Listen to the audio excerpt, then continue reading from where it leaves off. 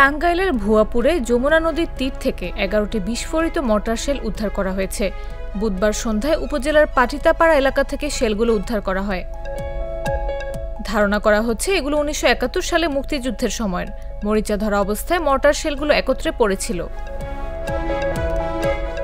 স্থানীয়রা জানান, শাহাদাত নামে এক ব্যক্তি যমুনা নদীর পাড়ে মাছ ধরতে গিয়ে প্রথমে মর্টার শেলগুলোর খোঁজ পান।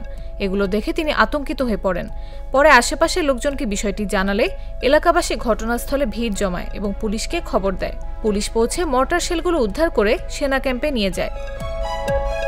এলাকাবাসীর দাবি, ১৯৭১ সালে এই পাটিতাপাড়া ও মাটিকাটা যমুনা নদীর তীরে পাকিস্তানি বাহিনীর একটি যুদ্ধ জাহাজ ধ্বংস হয়েছিল।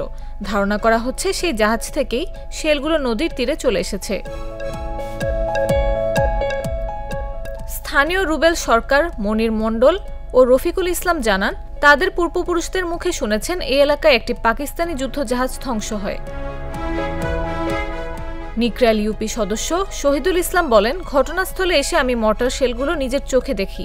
এরপর তাৎক্ষণিকভাবে ভুয়াপুর থানায় খবর দিই।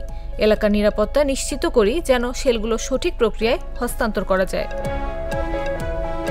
এ বিষয়ে ভুয়াপুর থানার ওসি AKM রেজাউল করিম বলেন, ধারণা করা হচ্ছে মর্টার শেলগুলো মুক্তিযুদ্ধ চলাকালীন।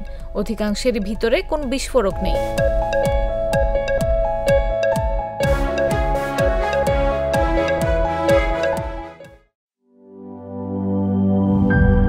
নাটা জেলি আর পানীয়র এক অসম কম্বিনেশন ড্রিঙ্কো। চিল থাকতে চান? ড্রিঙ্কো চাবান।